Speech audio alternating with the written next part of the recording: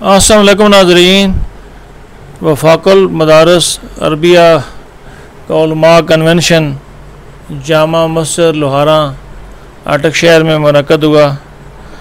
اس convention کا اہتمام مولانا شیر زمان صاحب نے کیا تھا۔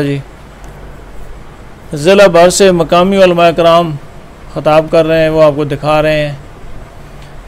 مقامی علماء کرام نے خطاب کیے چاروں تحصیلوں سے جو علماء کرام آئے ہیں انہوں نے خطاب کیا۔ مرزا سے جو آئے ہیں، بسن ابدال سے، ہزروں سے، اٹک سے، فتح جنگ سے، پنڈی کی ایب سے، جنڈ سے، تمام علماء کرام کا موقف تھا۔ جو درپیش مسائل ہیں اس وقت مدارس کو، وہ انہوں نے مفصل بیان کیے ہیں۔ اپنی قیادت کے سامنے یہ مسائل رکھے ہیں کہ علماء کو جو ہے موجودہ حکومت سے کیا مسائل ہیں اور کس طرح ہم مدرسہ جو ہے یا مدارس چلا رہے ہیں۔ علماء کرام نے اس موقع پر اس بات کا اعادہ کیا کہ وفاق مدارس عربیہ کے پلیٹ فارم سے ہم دین کی خدمت کرتے رہیں گے۔ اس موقع پر پنڈی سے آئے ہوئے قاضی عبدالرشید صاحب، پشاور سے آئے ہوئے مولانا حسین احمد صاحب نے بڑا تفصیل سے خطاب کیا۔ ان کے خطاب کے کچھ حصے جو ہیں وہ اپنے ناظرین کی خدمت میں پیش کرتا ہوں۔ اور تقریب سے مولانا شیر زمان صاحب نے مختصر خطاب کیا ہے اور ضلع بھر سے آئے ہوئے مہمانوں اور پنڈی اور پشاور سے آئے ہوئے مہمانوں کا شکریہ ادا کیا ہے۔ رپورٹ آپ کی خدمت میں پیش ہے۔ ہمارے انتہائی معزز مہمان حضرت مولانا قاضی عبدالرشید صاحب اور تمام علماء کرام جو مختلف تحصیلوں سے یہاں تشریف لائے ہیں، اس نے جو بیانات بھی فرما دیے، میں ان تمام حضرات کا شکریہ ادا کرتا ہوں کہ انہوں نے ہمیں یہ شرف بخشا کہ وہ ہمارے یہاں تشریف لائے۔ حضرت قاضی صاحب کا تفصیلی بیان ہوگا، میں نے تو کچھ بیان نہیں کرنا، ہم سب انہی کی پالیسی بیان اور وفاق المدارس کے مشن کے بارے میں یہ انشاءاللہ وضاحت فرمائیں گے۔ میں صرف آپ حضرات کا تہ دل سے شکریہ ادا کرتا ہوں کہ اللہ تبارک و تعالیٰ آپ کو اجر عظیم عطا فرمائے۔ کہ آپ حضرات مدارس کے ساتھ وابستہ ہیں اور یہ وابستگی اللہ کی بہت بڑی نعمت ہے جو ہمیں اللہ نے مسجد کے ساتھ، مدرسے کے ساتھ، ان بوریوں اور چٹائیوں کے ساتھ وابستگی عطا فرمائی ہے۔ ہم اس بوری اور چٹائی کی وابستگی پر دنیا جہاں کی آسائشوں اور قالینوں کو قربان کرتے ہیں، اس لیے کہ حضور اکرم صلی اللہ علیہ وسلم کی یہ وراثت ہے اور وارث کو مورث کی ہر چیز میں وارث ہوتا ہے۔ کبھی تنخواہ ملتی ہے، کبھی نہیں ملتی، کبھی وظیفہ ملتا ہے، کبھی نہیں ملتا، کبھی مطبخ کا خرچہ ہوتا ہے، کبھی نہیں ہوتا۔ حضرت اقدس حضرت مولانا سلیم اللہ خان رحمہ اللہ کی خدمت میں بیٹھا ہوا تھا، آ کر دفتر کی منشی نے کہا حضرت مدرسے کے اکاؤنٹ میں پیسے ختم ہو گئے۔ حضرت نے فرمایا اسی لیے جس کو مدرسہ کہتے ہیں، اس کے اکاؤنٹ میں پیسے ختم ہو جاتے ہیں، اسی لیے کہ اس کو مدرسہ کہتے ہیں۔ اگر نہ ختم ہوتے تو یونیورسٹی ہوتی، کالج ہوتا، ختم ہو جاتے ہیں۔ یہی تو اس مدرسے کی خصوصیت ہے۔ اور حضور اکرم صلی اللہ علیہ وسلم کے صفہ کے مدرسے کی یہ شاخیں ہیں ساری، اور آج بھی الحمدللہ یہ مدارس اسی طرز پر کام کر رہے ہیں۔ نصاب بھی صفہ کے اس مدرسے پر اللہ رب العزت نے بھیجا، جبریل امین لے کر آئے، حضور اکرم صلی اللہ علیہ وسلم نے پڑھایا، صحابہ نے پڑھا، اور ہم آج بھی کہتے ہیں کہ ہمارا نصاب تو وہ ہے جو رب نے بھیجا ہے، جبریل امین لے کر آئے۔ آپ اس نصاب کو تبدیل کرو جو نصاب لارڈ مکالے آپ کو دے کر گیا ہے، جس کو پڑھنے کے بعد اس نے کہا تھا شکل اور صورت کے اعتبار سے تو ہندوستانی ہوں گے اور ذہن کے اعتبار سے فرنگی ہوں گے، اور آج وہی کالی چمڑی لائبریری کے اندر کالے انگریز بنے ہوئے ہیں، یہ اس نصاب کا اثر ہے۔ اور ہمارا نصاب رب نے بھیجا ہے، جبریل امین لے کر آئے ہیں، صفہ کے مدرسے پر پڑھایا جاتا ہے۔ اللہ نے ہمیں کو پڑھنے اور پڑھانے کی توفیق نصیب فرمائی، اور وہ نسبت اللہ نے ہمیں نصیب فرمائی۔ کہیں الحمدللہ۔ وفاق المدارس عربیہ پاکستان جس کو قائم ہوئے الحمدللہ 64 سال ہو گئے ہیں، اور 64 سال کے عرصے میں وفاق المدارس الحمدللہ یہ وفاق آج اکابر کی ان دعاؤں کی برکت سے آفاق تک پہنچ گئے ہیں۔ اور یہ ہماری خوش قسمتی ہے۔ آپ دیگر بورڈوں کو دیکھیں، تنظیمات کو دیکھیں، آپ بریلوی مسجد اور اہل حدیث دیگر مساجد کے بورڈوں کو دیکھیں، آپ مسلک دیوبند کے سپوتوں، آپ اس پر اللہ کا شکر ادا کریں کہ کسی کو ایسی قیادت میسر نہیں ہے جس نے آپ کو میسر۔ حضرت نے سبق میں فرمایا ہم ایسا نظام قائم کریں گے کہ یہ بڑے بڑے ادارے ناک رگڑتے ہوئے وفاق میں آئیں گے، نہیں آئیں گے تو ان کے مدرسے خالی ہو جائیں گے۔ اور الحمدللہ وہی ہوا۔ وفاق المدارس سب کی مجبوری بن گیا، وفاق المدارس سب کی پہچان بن گیا، وفاق المدارس سب کی علامت بن گیا۔ اس کے پیچھے پتہ نہیں کتنی دعائیں ہیں، اس کے پیچھے پتہ نہیں کتنا رونا ہے، اس کے پیچھے پتہ نہیں کتنی کھڑن ہے۔ اور یہ ہمارے اکابر یہ ذہن میں رہے، کبھی انہوں نے عہدوں کی طلب نہیں کی، کبھی عہدوں کے طالب نہیں رہے، دوسروں کو آگے بڑھایا، کبھی خود آگے نہیں بڑھے۔ میں بے شک غریب ہوں اور میرا مدرسہ بے شک غریب ہے، لیکن میں اکابر کے ساتھ غداری نہیں کر سکتا، میں اپنے اکابر کے ساتھ غداری نہیں کر سکتا۔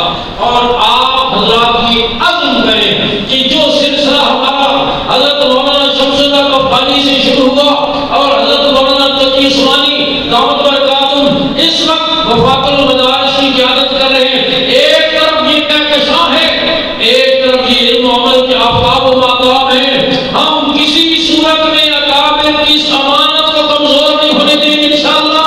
وفاق المدارس کی اجتماعیت ہے کہ الحمدللہ آج تک باوجود ان کی کوششوں کے نہ آپ کا لباس بدلا، نہ آپ کا حلیہ بدلا، نہ آپ کا ماحول بدلا، نہ آپ کے نصاب کے ایک سطر میں تبدیلی ہے، ایک سطر میں تبدیلی ہے۔ آپ حضرات کو اندازہ نہیں ہے، اربوں روپے کی پیشکشی کی گئی وفاق کو، اربوں روپے کی، لیکن ہمارے اکابر نے اس کو جوتے کی نوک پر رکھا۔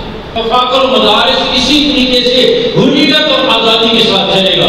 اور جب ہم نے نہیں مانی ان کی بات تو انہوں نے اپنی مرضی کے وفاق بنائے تاکہ یہ ہماری بات مانیں، اور ہم پھر ان کے ذریعے سے مدارس کو پابندیوں کے اندر چلیں، اپنے مقاصد کا ہم ان کو اعلی کار بنائیں۔ لیکن الحمدللہ 1962 سے یہ کوششیں ہو رہی ہیں اور آج تک ناکام ہوئی، انشاءاللہ قیامت تک ناکام ہوگی۔ اگر یہ حضرات ہمت نہ کرتے، مدارس نہ بناتے، ہم کہاں پڑھتے، آج کہاں پڑھاتے؟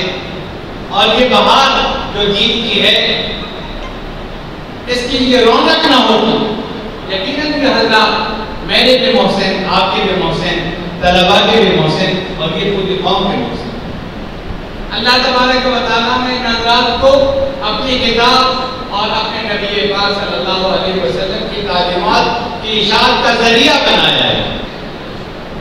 پاکستان تو بنا لا الہ الا اللہ کے نام پر،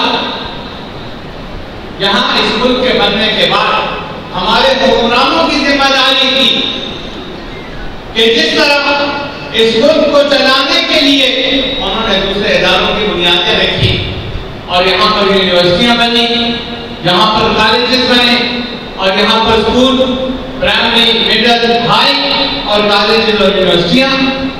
اس طرح یہ مسلمان ملک تھا، اسلام کے نام پر بننے والا ملک تھا۔ ہمارے حکمرانوں کی ذمہ داری تھی، منصبی ذمہ داری، اخلاقی ذمہ داری، سیاسی ذمہ داری ان کی تھی کہ وہ اس ملک کے اندر قرآن اور حدیث کی تعلیمات کے لیے مدارس بھی قائم کریں۔ لیکن بدقسمتی سے انہوں نے تو صرف اپنے اقتدار کے حصول کے لیے ایک الگ خطہ زمین جس کے اندر ان کو اقتدار مل سکے، انہوں نے شاید اسی لیے نعرہ لگایا، ان کو دین سے کوئی غرض نہیں تھی، چنانچہ انہوں نے نہ مدارس قائم کیے نہ مدارس کی سرپرستی کی. ایک عرصے تک ایسا ہوا کہ علماء کرام نے مدارس بنانے شروع نہیں کیے، انتظار میں تھے. لیکن پھر جب ان کو پتہ چلا کہ ہمارے حکمران اس معاملے میں بالکل کوئی قدم اٹھانے کو تیار نہیں ہے اور اس ملک کے اندر کوئی دینی مدرسہ بنانے کو تیار نہیں ہے، تو ہمارے اکابر اللہ تبارک و تعالیٰ ان کے عبور پر کروڑہا رحمت نازل فرمائے. انہوں نے قدم اٹھایا اور مدارس بنائے، اور آج الحمدللہ ان مدارس کے کام کی برکت ہے پورے ملک کے اندر دین کا ایک غلبہ ہے، اور الحمدللہ دین کے بارے میں لوگوں کو شعور حاصل ہے، آگئی ہے. فرض تو ان حکمرانوں کا تھا، لیکن اور میں یہ کہا کرتا ہوں کہ اللہ کے بندو، اگر یونیورسٹیوں کی ضرورت تھی، میڈیکل کالجز کی ضرورت تھی، اور کون انکار کر سکتا ہے، اس کی ضرورت تھی، آج بھی ہے. اس لیے کہ ہم مدرسے میں ڈاکٹر تو نہیں بناتے، ہم مدرسے میں انجینئر نہیں بناتے، ہم مدرسے میں زراعت کے ماہرین نہیں بناتے، ہم سائنسدان نہیں بناتے، ہمارے مدرسوں سے نکلنے والے ایٹم بم اور میزائل نہیں بناتے. اور یہ سب چیزیں ہمارے معاشرے کی ضرورت ہیں، انسانی ضرورتیں ہیں، اور پھر ملک کی ضرورت ہے.